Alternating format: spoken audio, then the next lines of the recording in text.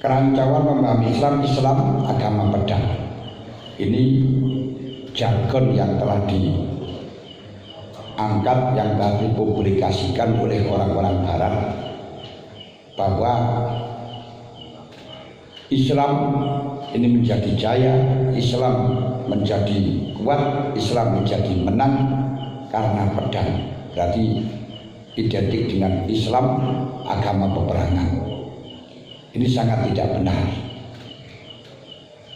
Bagaimana Islam bisa disebut sebagai agama rahmatan lil alamin, agama yang menyerukan kedamaian kepada seluruh alam semesta, sedangkan pada awal perkembangan sejarahnya Islam diwarnai dengan banyak peperangan. Kaum orientalis banyak yang percaya Islam disebarkan dengan pedang. Istilah pedang mengarah pada kekerasan,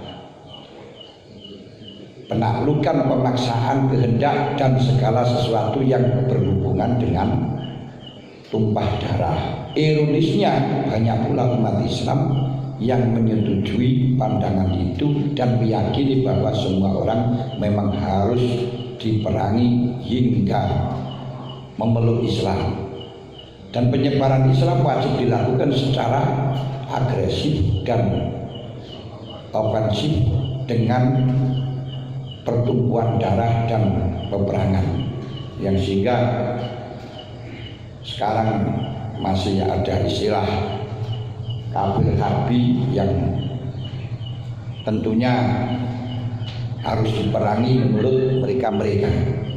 Ini yang perlu didobrak, yang perlu dijelaskan pemahamannya. Dalih propaganda Islam agama pedang ada beberapa landasan teologis dan historis yang diajukan atau lebih tepatnya dipaksakan para penyeru Islam. Islam sebagai agama pedang untuk menjustifikasi pandangan tersebut sebagai berikut, pakai ayat Fa'idhan salakul ashurul hurum faqtulul musyrikina min haitsu wajadtumuhum wa khudhuhum waqsuruhum faqudul lahum kulla marsad fa in tabu wa aqamus sholata wa atuz zakata fa khallu sabilahum innallaha ghafurur rahim. Ayat ini menjelaskan cara zahirnya, kalau sudah ashurul hurum habis, bulan hurum habis, faqtulul musyrikina haitsu wajadtumuhum, maka bunuhlah orang-orang musyrik, tewaskan orang-orang musyrik di mana saja berada. Dan ini kan seakan-akan menjadikan menjadikan alat atau menjadikan dalil agama Islam agama peperangan, agama yang harus membunuh kepada orang-orang musyrik di mana saja berada. Malah waqsuruhum, tekanan, waqudulahum kulla marsad, intailah tempat pengintaian mereka. Fa in tabu wa aqamus sholata wa atuz zakah fa khallu sabilahum, kalau dia itu sudah tobat, melakukan sholat, membayar zakat, maka baru dilepaskan. Dari ayat ini, walaupun toh dia itu sudah tobat, tapi kalau memang dia itu belum sholat, masih dibunuh. Nah, ini sebagaimana yang ada di dalam kitab kita, yaitu ketika orang tidak sholat maka harus dibunuh, haddan la kufran. Ini pendapat dari Imam Syafi'i. Bahkan kalau menurut Imam Ahmad, tidak hanya sholat, walaupun sholat gak bayar zakat, ya tetap dibunuh. Berarti harus tahu wa qaum sholah wa atu zakat. Kalau panjenengan lihat di dalam kitab-kitab kita Fathul Qorib Terus dijelaskan di dalam kitab Fathul Wahhab. Fathul Wahhab itu kitabnya Syekh Zakaria Al-Ansori, termasuk Syekh Syarif Hidayatullah itu santri dari Syekh Zakaria Al-Ansori menurut sejarah yang ada. Di sana sama lihat tari musola harus dibunuh. Kenapa? Karena khan. Dasarnya apa? Jadi dasarnya fa in ta'u wa aqamu sholata wa atu zakah fa khallu sabilahum. Satu, ini yang menjadikan justifikasi bahwa Islam adalah agama pedang. Kedua, hadis umirtu an qatilan nas hatta yashhadu an la ilaha illallah wa anna muhammadar rasulullah wa yuqimus shalah wa yutuz zakah. Fa in fa'alu dzalika asamu minni dima'ahum wa amwalahum illa bihaqqil islam wa hisabum 'ala Allah. Aku diperintahkan untuk merangi manusia sampai dia membaca kalimat syahadat. Nah ini banyak yang salah memahami. Seakan-akan pemahaman ayat ini bahwa kita selalu diperintahkan perang kepada siapapun kalau tidak mengucapkan kalimat syahadat. Berarti perang nihayahnya, goyahnya adalah syahadat. Padahal kalau kita lihat dalam sejarah, goyatul jihad itu tidak kalimat syahadat, damai. Seperti kita melihat dalam akad mukhabarah. Akad mukhabarah itu terjadi peperangan antara orang Islam dengan Yahudi Khaybar. Dan selesainya peperangan bukan berarti mereka masuk Islam, tidak, tapi akan damai. Mereka orang-orang Yahudi menggarap tanahnya orang Islam yang ada di tanah Hubairah, biji biaya keseluruhan dari Yahudi, kemudian bayar berapa persennya kepada orang Islam, yang kemudian sampai dikembangkan dengan ayat dengan akad mukhabarah. Kalau di situ maksud daripada perangan hatta yasyhadu an la ilaha illallah adalah goyangnya syahadat, berarti tidak ada damai. Padahal dawuhnya Allah, fa in janahu lisilmi fajnah laha wa tawakkal 'ala Allah. Kalau mereka ingin damai dengan kamu Muhammad, fajnah laha, damailah. Berarti maknanya bagaimana? Ya, nanti setelahnya dijawab ini nanti akan ada kontrotannya. Kalau kita takjilan, maksud umirtu an qatilan nas hatta yasyhadu an la ilaha illallah anna muhammad rasulullah wa yuqimus shalah wa yutuz zakah adalah perintahnya kita perang itu selama dia tidak membaca kalimat syahadat. Bagi orang yang membaca kalimat syahadat tidak boleh, tapi tidak bisa dibalik, semua orang yang tidak baca kalimat syahadat boleh diperangi. Yang boleh diperangi orang yang tidak membaca kalimat syahadat, tapi bukan berarti orang yang tidak membaca kalimat syahadat boleh diperangi. Ini yang perlu kita pahami. Yang boleh diperangi adalah orang yang tidak baca kalimat syahadat, dan orang yang membaca kalimat syahadat, orang yang tidak baca kalimat syahadat bukan berarti diperangi. Hal ini akan bertentangan dengan dalil-dalil yang banyak di mana orang-orang non-Islam pada waktu itu tidak dibunuh oleh Rasulullah, di antaranya pada waktu penaklukan tanah Mekah. ketika penaklukan tanah Mekah pada orang-orang Islam pada waktu itu, ribuan datang yang menggemparkan, ditakuti oleh orang-orang kafir, orang-orang kafir Quraisy, dan orang-orang Islam mengatakan hadza yaumul malhamah, ini adalah hari peperangan. Tapi Kanjeng Nabi malah mengatakan hadza yaumul marhamah, ini hari kasih sayang. Dan waktu itu orang-orang kafir Quraisy dikumpulkan oleh Rasulullah di sebelahnya Ka'bah. Keinginan daripada orang-orang Islam pada waktu itu agar dibunuh, dihabisi, karena mereka jelas orang kafir harbi, sebab mengusir Kanjeng Nabi Muhammad SAW bersama para sahabat. Tapi tidak, malah justru Kanjeng Nabi berpidato kepada mereka dengan mengatakan mata dununa anak alabikum, apa yang kau duga kepada saya untuk aku lakukan kepada kamu?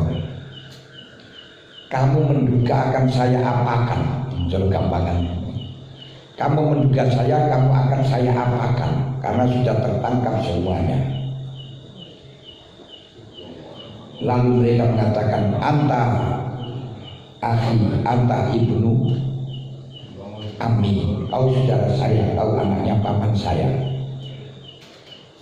Lalu Rasulullah mengatakan aku lakum kama yaqulu Yusufu li ikhwati, saya mengatakan kepada kamu sebagaimana Nabi Yusuf mengatakan kepada saudara-saudaranya, apa? La tasribal yauma yaghfirullahu lakum, tidak ada yang perlu diungkit-ungkit lagi. Kelomben-kelomben roti-roti biar saiki. Kalau di situ umirtu an uqatilanas itu harus dibunuh sebelum baca syahadat, mereka tidak baca syahadat. Tapi tidak ada yang dibunuh oleh Rasulullah sallallahu alaihi wasallam.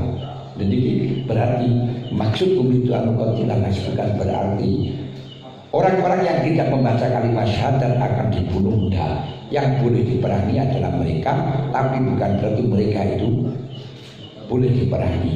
Yang boleh diperangi siapa? Adalah orang-orang yang merangi kepada kita. Yang kenyataannya pada waktu zaman Sayyidina Umar, zaman Sayyidina Abu Bakar, orang-orang Majusi Indoy kawin dengan keluarganya, kawin dengan mahramnya, dibiarkan.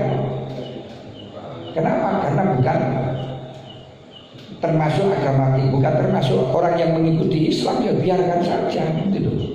Ini diantaranya. Makanya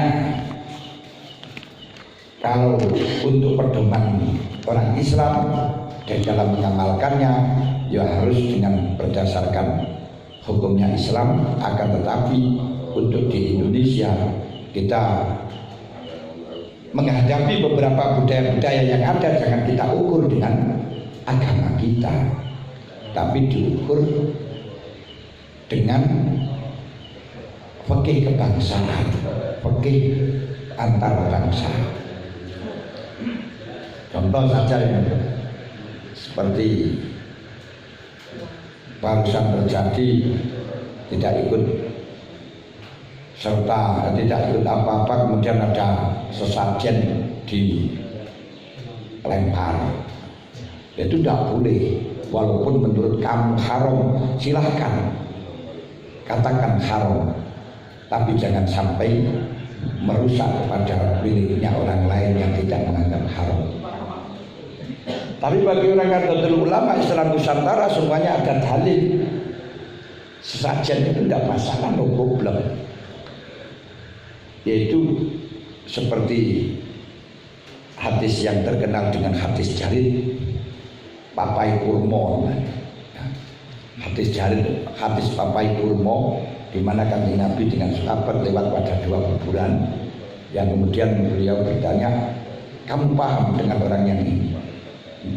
Allah wa Rasulullah, tertilah dua kuburan ini orangnya disiksa. yang satu karena meneliti kesalahan orang lain, yang satu karena bau, yaitu kencing. Lalu Rasulullah waktu itu mengambil jarit, kan jarit Jawa, jarit Jawa kan jarit, nah, cewek jarit itu papak kurma. Nah, papak kurma terus dibelah dua. Papak kurma dibelah dua, yang satu diletakkan pada kuburan yang satu diletakkan, yang separuh diletakkan pada kuburan yang lain. Beliau mengatakan, la'allallah yaghfiru lahumma ma damat rotban. Harapannya Allah Ta'ala mengampuni dosanya orang ini selama papah kurma ini masih belum kering. Jadi masih rotban, masih basah. Mungkin Anda bertanya, itu pakai papak kurma, kan di sini kan bukan papak kurma. Ketahuilah, lek papak kurma niku di Mekah ngeneke di Arab. Kalau di sini golek papak kurma angel, ya pakai telo wae. Nah, ya pakai telo sing gampang. Pakai belarang atau pakai godong, gedang. Jadi bro, ya memang kenapa? Karena cari papak kurma sulit, jauh. Lah umpama Kanjeng Nabi di Indonesia ya mungkin yang diropek bukan papak kurma kan penutup, ya belarang. Nanti pakai belarang kayu itu ada ajarannya, jangan terus haram. Nah soal makanannya ya itu jangan dibuang, dimakan saja kan benar nih. Nah ini yang kita harus luwes semacam ini. Jangan terus dididik haram. Tapi juga banyak yang keliru menerapkan fikih muwatonah, di mana wilayahnya fikih, di mana wilayahnya negara, di mana wilayahnya ulama, di mana wilayahnya negara. Sehingga sekarang orang yang mengharamkan wayang terus dilaporkan. Ini gimana kok mikir gitu? Kalau kita nanti orang yang menghukumi itu dengan pandangan Islam terus menurut Islam gini terus dilaporkan ya repot. Ya biarin. Kalau menurut agamamu diharamkan ya sudah silakan haramkan saja, gitu saja. Ya gak masalah.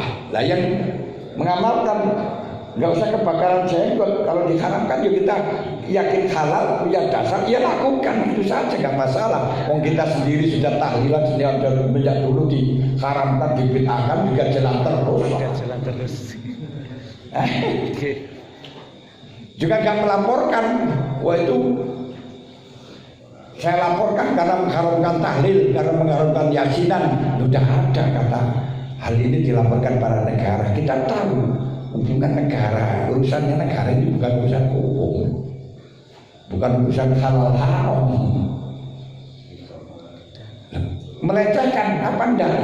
Kan pandangannya melihat dari mana? Kalau dari agama semacam itu ya silakan gitu loh. Memang harus perlu ditata di dalam kebangsaan kita gitu. Harus ada wilayahnya, dibagi wilayahnya. Pemerintah yang mana, wilayahnya agama yang mana. Niki. Ayat dan hadis di atas sering dikutip secara serampangan oleh para penyeru Islam agama pedang untuk mendasari pandangan bahwa semua orang harus diperangi agar mereka tunduk dan takluk sehingga memeluk Islam. Tidak ada perdamaian dan kerukunan yang boleh terjalin dengan orang-orang yang tidak memeluk Islam.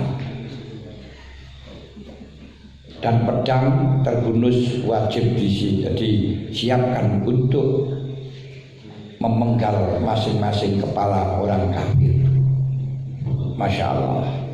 Bahkan tidak segan-segan orang Islam banyak yang dipenggal kepalanya hanya karena dipandang kafir atau menurut versi mereka adalah kafir.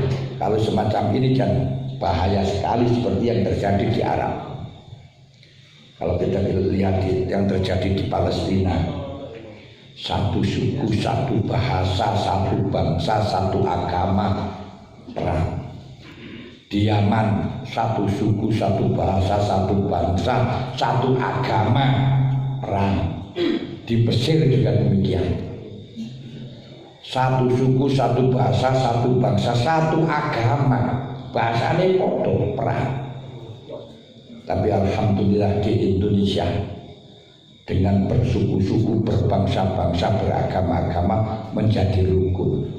Inilah yang menjadikan iri orang-orang kafir, orang-orang yang tidak suka dengan Islam, menjadikan iri para iblis-iblis yang jika ingin meruntuhkan Islam di Indonesia dengan berbagai cara, diantaranya yang paling pokok yaitu dijauhkan dari kiainya.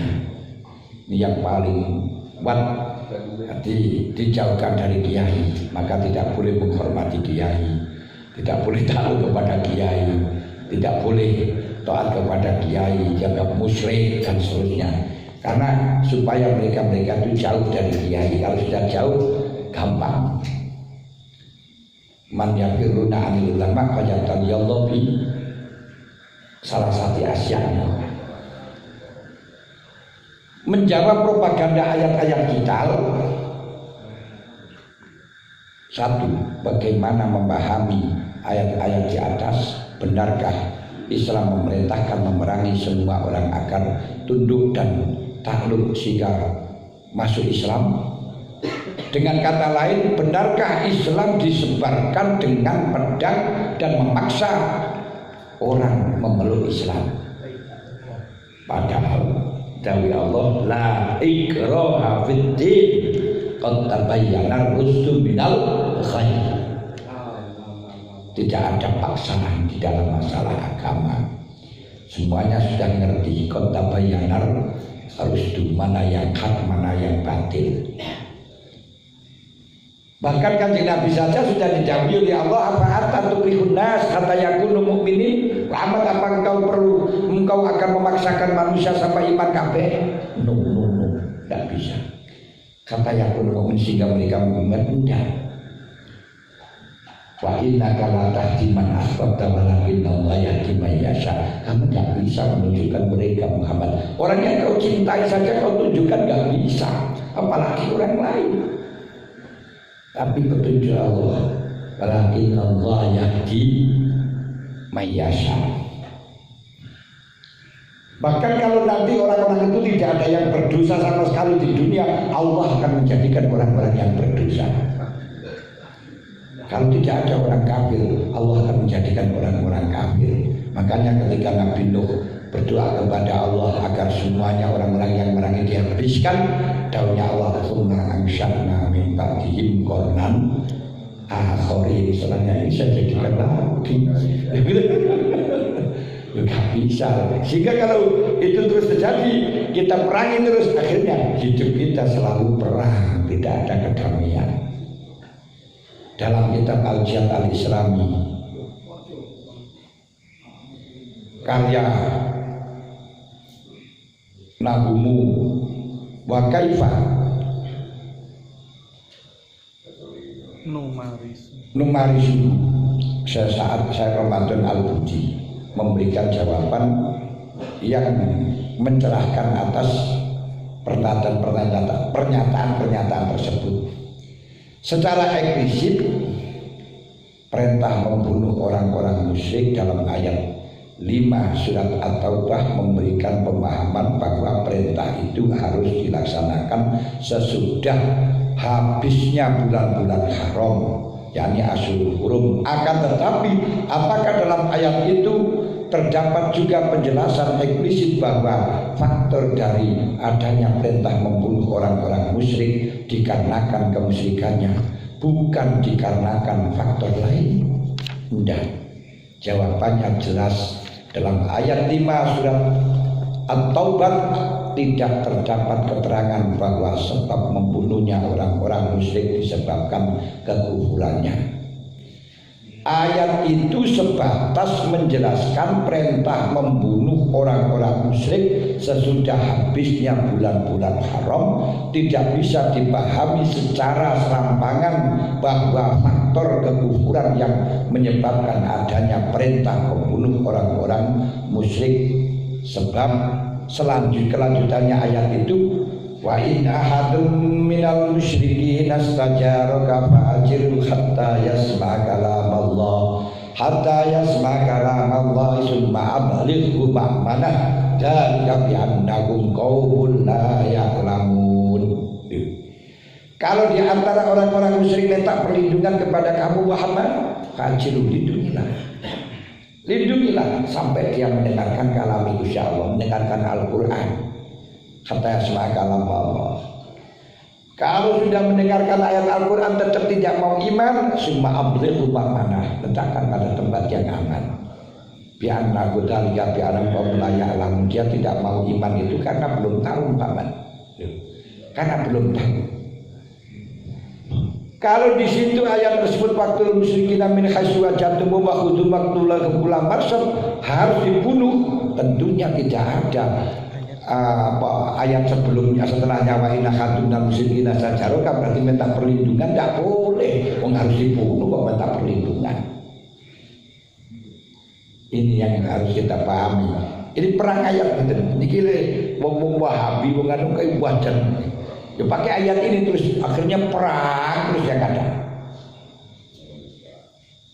Jika kekufuran adalah faktor dari adanya perintah membunuh orang-orang musyrik dalam ayat 5 surat At-Taubah, maka tentu akan bertentangan, yakni ta'arud dengan kandungan ayat 6. Ayat 6 surat At-Taubah yang memberikan perintah untuk melindungi dan menjaga keamanan orang-orang yang minta perlindungan. Ini wa idza hadun minal musyrikin sajaraka fajru. Dan dalam ayat wa inna hadun minal musyrikin sajaraka fajru hatta yasma' kalam Allah summa ablighu ma'manah, ini memberikan sinyal kepada kita bahwa Islam adalah agama yang transparan. Kalau ada orang ingin tahu tentang sejarah Islam, ingin tahu tentang seluk-beluk Islam, tentang rahasia Islam, fa'ajilu hatta yasma' kalam Allah, silahkan lindungi sampai dia mendengarkan kalam Gusti Allah. Maksudnya kalam Gusti Allah kalau waktu dulu memang orang-orang Arab itu mendengarkan kalam Allah paham. Kalau sekarang ya setelahnya mengetahui tentang Islam. Makanya orang-orang yang ingin belajar agama Islam tidak harus diperintahkan masuk Islam. Silahkan. Setelahnya paham kok dia tidak masuk Islam, ya summa ablighu mana itu tempatlah perlindungan, berilah tempat perlindungan, karena belum tahu sebenarnya. Jadi agama yang transparan. Dari sini pula bisa kita ketahui di mana agama dalam penyebarannya sembunyi-sembunyi, tidak transparan. Ini jelas agama yang tidak beres. Jadi ono agama, ono ajaran, kok ajaran ini sembunyi-sembunyi, enggak nampak, gak kelihatan, gak diperbolehkan orang tahu. Ini jelas ajaran yang tidak beres. Sekarang pada Islam tetap agama yang transparan. Fa'ajul hatta yasma' kalam Allah. Ini kafir loh, silakan. Lebih dari itu dengan pemahaman serampangan bahwa kekufuran adalah alasan kewajiban membunuh orang-orang musyrik, ayat 5 surat At-Taubah juga akan kontradiksi dengan banyak ayat-ayat Quran, hadis dan sikap para sahabat, diantaranya ala tuqatiluna qauman nakasu aymanahum wa hammu bi ikhrajir rasul wa hum bada'uhum awwala marrah ataksyawnahum wallahu ahaqqu an taksyaw in kuntum mu'minin. Ala tuqatilu, mengapa kamu tidak merangi qauman nakasu aymanahum, yang telah merusak janji, wa hammu bi ikhrajir rasul, dan punya cita-cita bersengaja untuk mengusir Rasul. Berarti perintah pembunuh tersebut adalah karena mereka mengusir kepada Rasulullah. Ini ayat Taubat juga sama nih, ayat benar-benar Taubat yang ayat ke-12 terusannya. Jadi perangilah orang-orang yang merusak janji dan mengusir Rasulullah dari tanah kelahirannya. Wahum wahammu bi ikhrajir Rasul. Dari sini ada ayat-ayat yang lain yang mengatakan bahwa kita boleh berbuat baik kepada orang-orang yang tidak mengusir kita dan tidak merangi kepada kita. Nanti akan ada dijelaskan di situ. Jadi boleh la mana abu la yanhakumullahu anil ladzina lam yuqatilukum wa lam yukhrijukum min diyarikum antabarruhum wa tuqsitu ilaihim. Allah tidak melarang kita berbuat baik kepada orang-orang yang tidak merangi kepada kita dan tidak mengusir kepada kita. Nah, berarti kalau mengusir ini bukan karena agama, bahkan dalam rangka membela negara pun ketika kita akan diusir, ya perlu untuk tahan dan membela. Seperti hal inilah termasuk perintah jihad yang telah disampaikan oleh Nahdlatul Ulama, yang disampaikan oleh Mbah Hasyim Asy'ari tentang perintah jihad terhadap menghadapi orang-orang Belanda yang notabene di negara kita bukan negara Islam, dan perebutannya yaitu karena merebut negara kita akan diusir oleh mereka. Nah, akan diusir oleh mereka, makanya wong diusir niku loro. Ati wong diusir saka negara niku loro, diusir ke omahe niku loro. Sebab kita jauh dari tempat kita. Nah, niku sakit. Makanya pas aku di dalam bepergian boleh mengosor sholat dan sebagainya itu karena jauh dari keluarga kita, jauh dari tanah kelahiran kita, itu masyakoh. Nah, karenanya kita diperbolehkan untuk merangi kepada mereka, orang-orang yang mengusir kepada kita. Kalau tidak mengusir, tidak merangi, nggak ada peperangan. Ini kok yang ada aku dalam surat Taubat ini kan surat Imtihan. La yanhakumullahu 'anil ladzina lam yuqatilukum wa lam yukhrijukum min diyarikum an tabarruhum wa tuqsitu ilaihi. Innama yanhakumul ladzina yuqatilukum wa akhrajukum min diyarikum an tuwalluhum. Itu yang dilarang oleh Allah Ta'ala, kita berbuat baik kepada orang-orang yang merangi kepada kita dan mengusir kepada kita.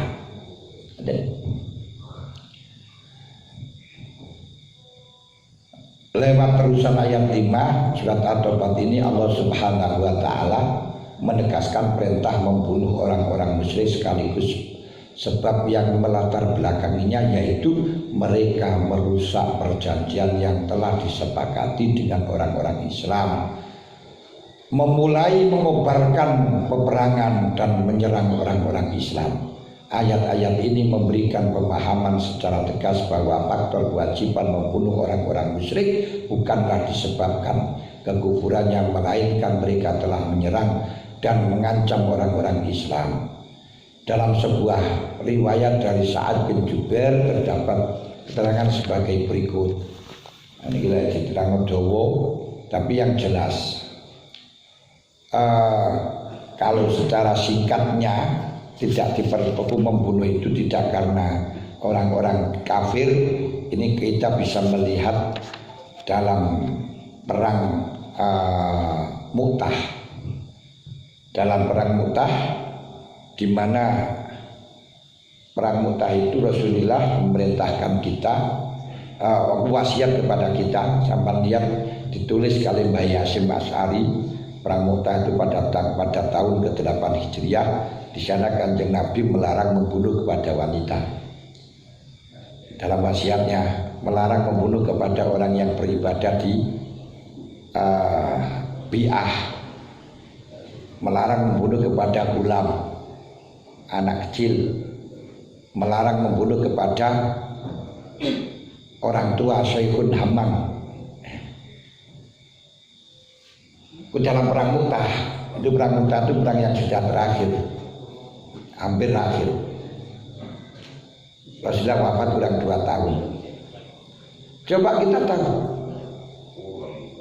kalau di situ dibunuh karena kekufurannya, tentunya wanita pun juga harus dibunuh. Tapi ternyata Rasulullah melarang membunuh wanita. Kenapa wanita? Karena tidak membunuh wanita, tidak menyerang kepada kita.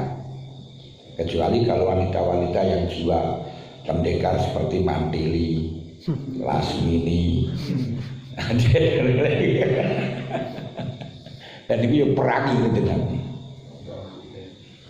Mak Lampir, Dayu Pengukil, Mesin.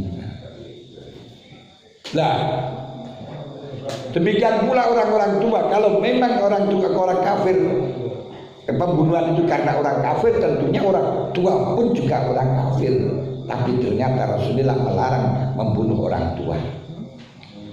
Kalau membunuh itu karena orang Israel, karena kafir, tentunya orang yang di gereja pun juga harus dibunuh karena itu kafir. Tapi ternyata Rasulullah melarang membunuh orang-orang yang di gereja. Demikian pula anak-anak kecil. Kalau memang pembunuhan tersebut karena kafir, orang anak kecil pun juga kafir, tapi tidak boleh dibunuh. Oleh Rasulullah dilarang. Ini berarti jelas nampak, ketok melok-melok bahwa peperangan pembunuhan itu bukan karena kekufuran, tapi karena mereka menyerang. Makanya disebutkan walil qisasi hayatu ya ulil albab. Ati wong dikisas kita bales niku biar tambah urip. Perangan niku merangi kita merangi niku ben tambah urip. Kenapa kok iso urip? Karena ketika kita diperangi kok diam saja, ya kita mati. Maka kita membalas, yang sehingga dengan kita membalas dia takut untuk memerangi. Kalau dia takut memerangi berarti sama-sama tidak peperangan, sama urip. Maka sampai itu Allah Ta'ala dawuh, ya ayyuhalladzina amanu stajibu lillahi wa lirrasuli idza da'akum lima yuhyikum. Ayat idza da'akum lima yuhyikum, semuanya mufassirin itu menafsiri ada 2 hal. Tafsirannya mufassirin ada 2, 1 untuk perang, kedua untuk thalabul ilmi.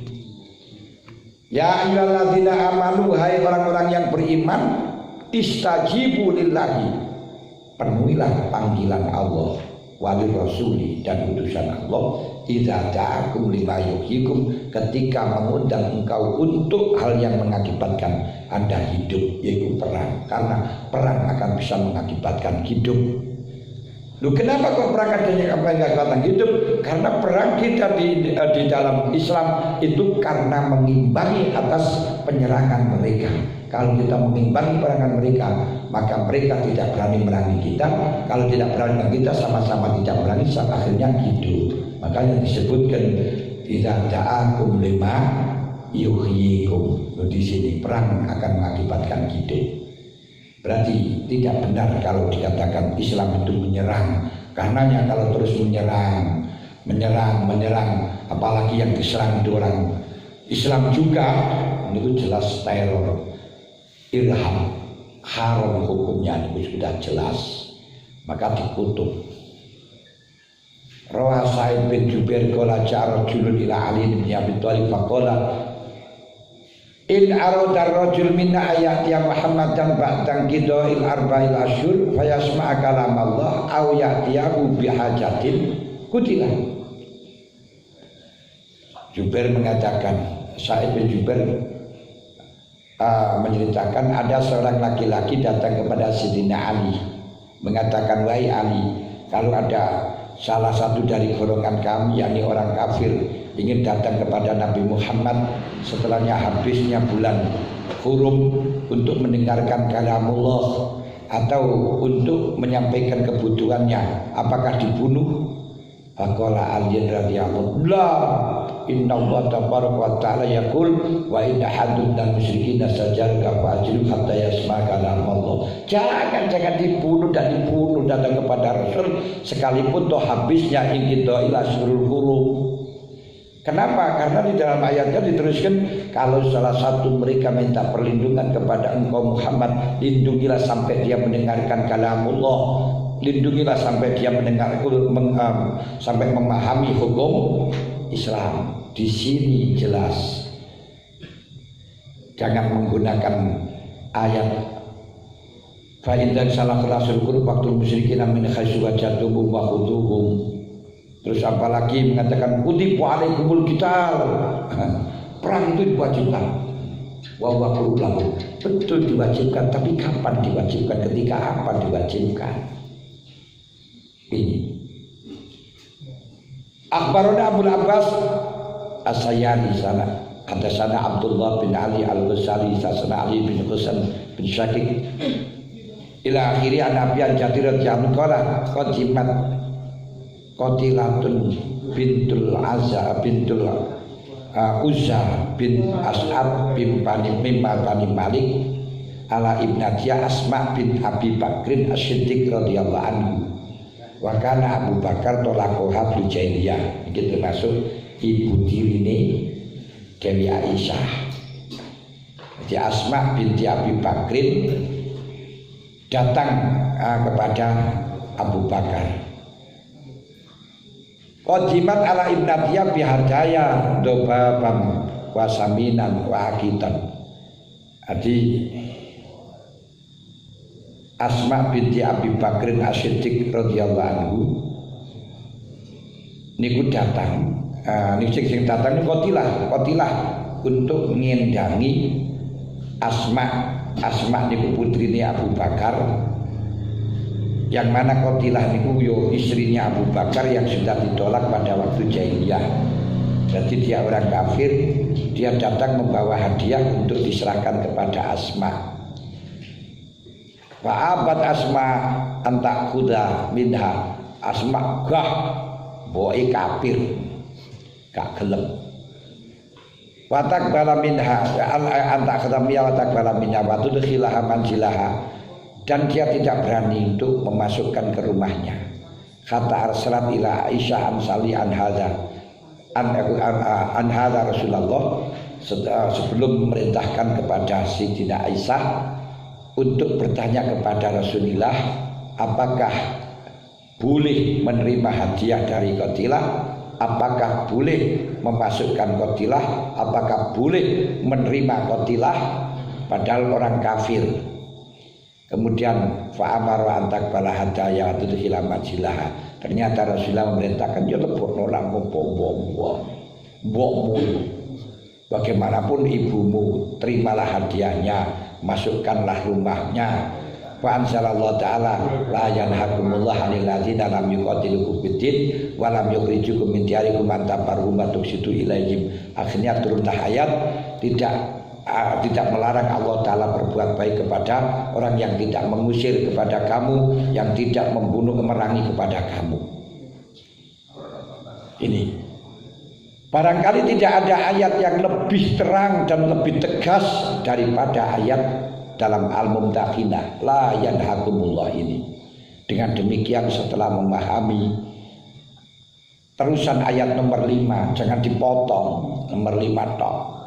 Setelahnya ayat nomor 5 yaitu surat Tobat dan ayat-ayat yang lain, semakin nyata bahwa satu-satunya faktor kewajiban membunuh orang-orang musyrik adalah adanya upaya mereka untuk mengusir, melakukan tindakan yang dapat mengancam eksistensi umat Islam, bukan karena mereka bukan agar supaya mereka memeluk Islam, karena Islam tidak perlu pemaksaan. Nah, kemudian menjawab propaganda hadis yang menjelaskan. Jadi untuk